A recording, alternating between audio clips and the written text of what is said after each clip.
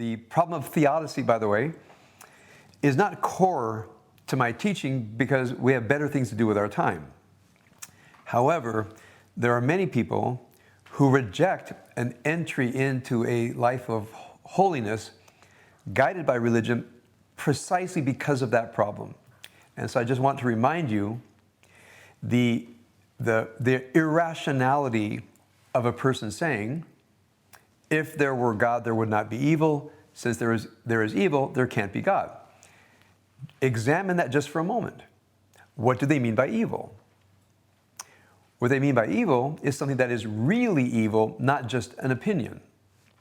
Because if evil is just an opinion, it's like saying, if people had opinions, there wouldn't be God.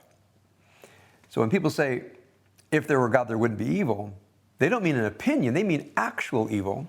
Now we're back to the question, is evil real? Everybody who says, if there were God, there would not be evil, since there is evil, I ask, what exactly do you mean by that? Is it real?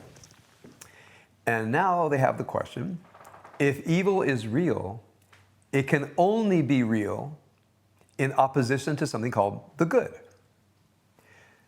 So therefore, one says, if there were God, there wouldn't be evil. Since there is evil, there must be God, or some standard of right and wrong. So I want to put that aside, and I only teach it when a person challenges me and says, the reason I don't join religion is because of theodicy.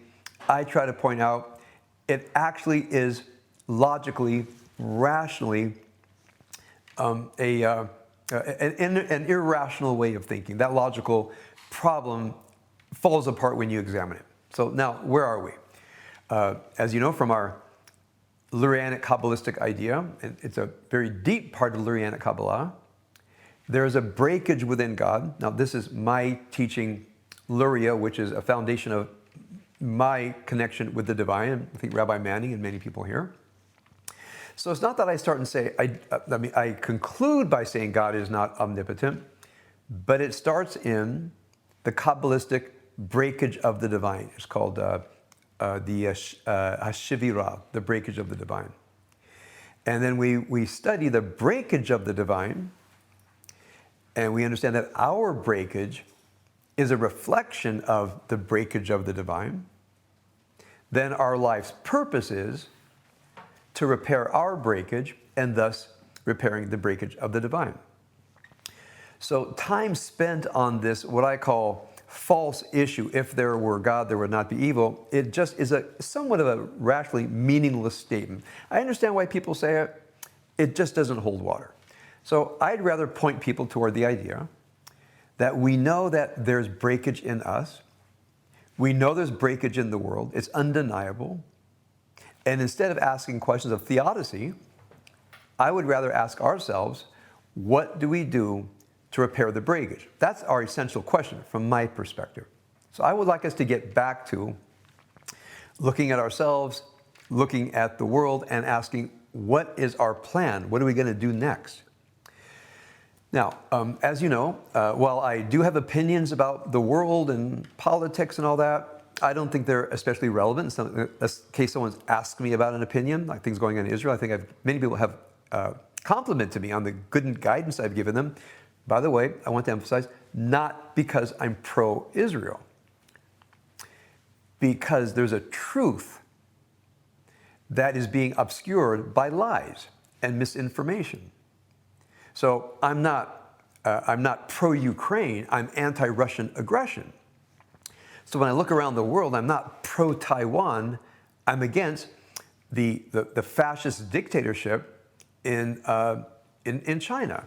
So my opinions are not based on, there's some loyalty there, of course, I won't deny that, but I judge issues by rationality and morality. Rationality, of course, means mastery of facts and theories based on facts. So all the anti-Israel sentiment I hear is irrational, not based on facts, and therefore the theories are not I want to say are corrupt. That might be too strong of a word because it's expressing my feelings. So I'm going to put that aside. So when I offer my help on Israel, I'm not trying to rally the troops. I mean, the troops have to be rallied, but that's not my job. My job, I feel, is to bring some rationality and moral clarity to the question. So that's a large picture thing I feel comfortable talking about. It, I think, crosses the political lines. But as far as our lives, my experience as a rabbi has been that most of our suffering is suffering that we create ourselves, suffering that we inflict on other people, and other people inflict upon us, typically in close relationships, spouses, parents, children, children, parents, in a really what I'll call a small scale. Now, this is a very anecdotal data pool, obviously. But when I would hear my colleagues talk about big ticket ideas, but in my office, I hear people suffering from their own unresolved inner conflicts or suffering inflicted by other people, that's where I've decided to focus my life. So now when we come to this Torah portion, although I believe it's necessary to dispense with the theodicy question, it's a distraction in my mind. What should we be paying attention to? So I want to offer a few thoughts tonight and continue tomorrow. When it says, if you follow my laws, im bechukotai telechu, if you follow my laws, my decrees, my judgments, there will be blessings. I'm going to take that seriously and not ask the large picture, but whether, and I wrote about this in my Shabbat thought, are there, as it were, moral laws, and I'll call virtue, are there virtues that if we live by them, we are just about guaranteed to make our lives better and the lives of other people better? Meaning something you can absolutely trust. If you do certain things, things will better. And if you don't do them, things will either get worse or certainly won't get better. Is there a body of teachings? Is there a moral code? So I've talked about this many times, but sometimes when, in the phone calls I get and counseling practice, when the same issue comes up over and over again, sometimes I feel, contrary to my theology, it's a sign from the universe I need to talk about it. So even though I teach wisdom work and mention it all the time, sometimes I feel I should just give that talk maybe 25 times a year, half the time I'll talk about something else. And I mean it very seriously. People suffer because they don't follow an honor code. People suffer because they don't follow an honor code. I was counseling a couple this week, and we talked about it, and the man had an anger problem. He became dysregulated, many complaints about his wife. And I said to him, have you heard of my 4 C's? He goes, yeah, I don't remember what they are. And I thought to myself, you really should. You've known me for a long time. You really should know. Don't criticize other people, pointing out their faults in an unkind way. Don't complain about people to them. If you have something to say it straight in a non-hurtful way. And don't use harsh language and extravagant metaphors to put somebody down. No putting down, cutting down, accusing, blaming, labeling. And because he thought his wife was a particularly annoying person, he felt permitted to do all of these things. So I have to take a deep breath, and I have to say, I'm going to just say it square to you. That's not honorable. An honorable person doesn't do that. And so the question is, I asked him, I've known him for a while, do you live by an honor code? And well, I'd like to. So my question is, and by the way, I've had this conversation hundreds of times. Why don't you live by an honor code? It's a serious question. 2 basic reasons. They actually don't know what the honor code is. They haven't studied. And living by the honor code is too difficult, which is one reason people don't study the honor code. Because if they studied the honor code, then they might feel bad about not doing it. So a person would rather not study it so they don't feel that they're not in compliance with an honorable way to live. So then I go back and again, this is a conversation I've literally had at my age hundreds of times, topic of many classes. I say to people, it's a decision. It's a decision you have to make. There's only one right answer. If one believes that there's something called the good, the bad, the righteous, the unrighteous, if you believe in that, there's only one right answer. We all ought to be righteous, which means live by an honor code that does not cause suffering to other people in our immediate lives. We'll put the big issues for another time. And I would say there's an additional honor code that I try to persuade people of, to not cause suffering within. Which means if you can reduce your inner suffering, you ought to. There's a moral ought there. You're harming yourself. If you can reduce suffering to other people, you ought to reduce their suffering by having your own honor code. So when it says, Im b'chukotkai telechu, what is this chok? The chok, the law, the decree is an honor code. So I want to say to all of you, if you don't have a handy honor code, that if somebody says, well, what is your honor code? If you can't whip it out and say it, you're not living life well. I want to rebuke you. You have to be able to say, oh, here's my honor code. Not to speak in anger, not to criticize, complain, condemn, escalating conflict. If things aren't getting better, don't go into the bad Jedi. I mean, I could rattle it off. And when I counsel people over and over again, there's something in the basic honor code that I could put on one sheet of paper, 2 sides, 12-point font, double spaced, that will absolutely change your life. And they don't do it. They've heard it, but they don't do it. Now, when a person says, okay, you're right, you've made your case, I should live by an honor code. Now we come to the most essential question is, we've gone past the vision. That, yeah, I can vision an honor code. You've given some specifics. That's great, thank you. And now they say, it's too difficult, which means they lack the will. Now that's a kind of frightening thing to imagine about yourself, is you know what to do, but you lack the will to do it. To say it more harshly, you have weakness of moral character. That's a harsh way to say it. I hardly ever say that in a counseling session. But when a person says, it's too difficult to live by the honor code, I want to criticize people, I want to complain about people, I want to use harsh language, I want permission to be dysregulated, I say to myself, I call that moral weakness. Meaning if you can't get a hold of yourself, what else is it?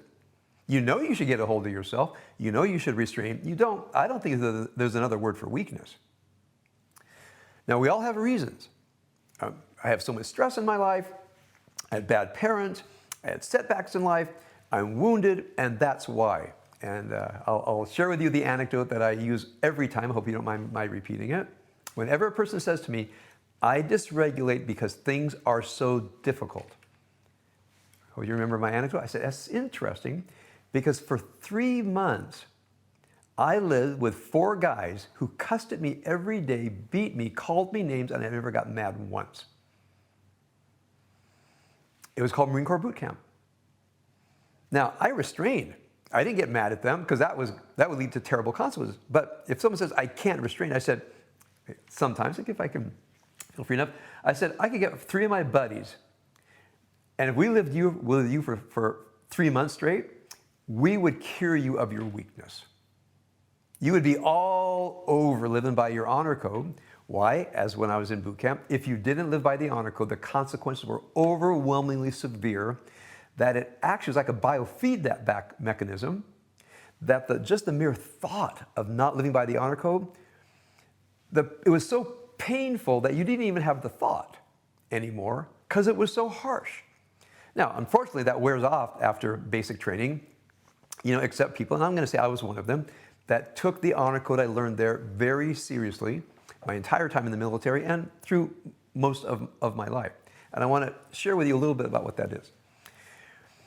When I was in again, this is the most intense was the 90 days of basic training.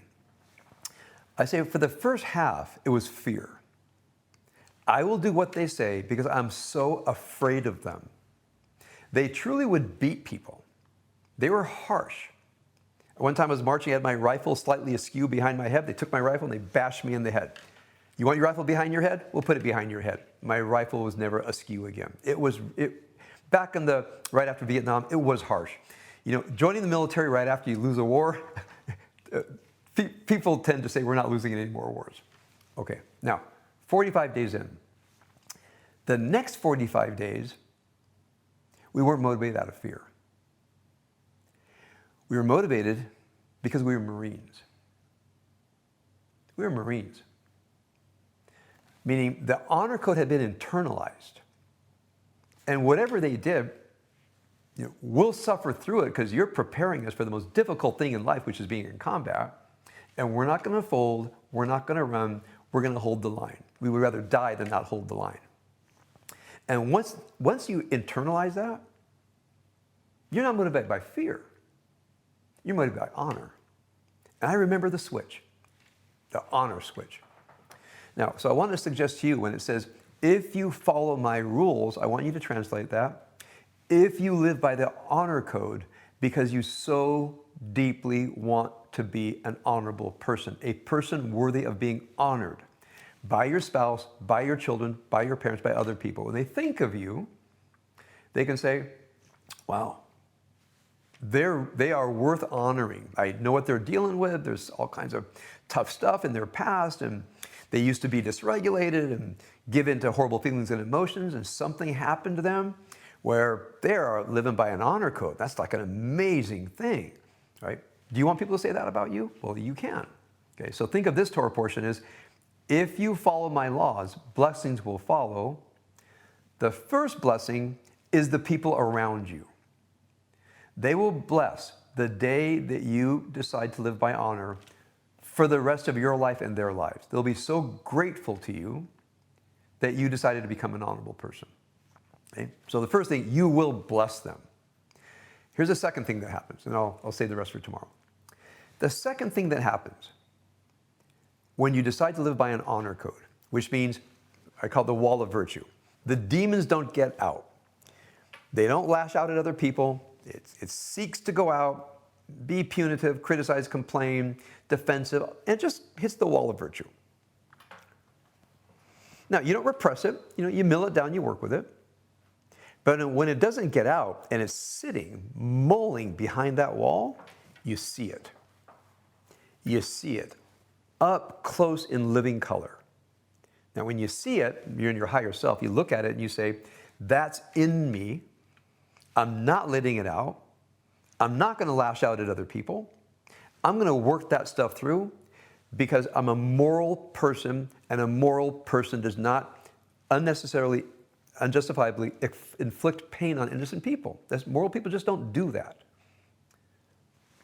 So your honor code puts up the wall of virtue. The desire to transform looks at those demons caught by the wall of virtue and says, I'm working this through. So the wall of virtue, the honor code, does two things. A, you actually stop hurting other people.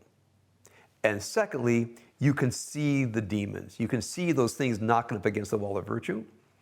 Right? Again, you don't repress, you restrain. And I have a whole system, going through the wisdom mills and the insight practice. But that wall of virtue, that honor code, is the most essential thing a person can do to bless other people. So if you follow, now this is my small scale. This is not the Deuteronomic theology. This is just we people here. If you follow an honor code, you will bring blessing and happiness to other people. Guaranteed. Secondly, if you live by an honor code, that is the beginning of your inner transformation. Guaranteed. If you drop the honor code, you will hurt other people one way or the other. And you will let those demons just have free reign over your life. So hope that's clear. Now here's the second thing is, once you make that decision,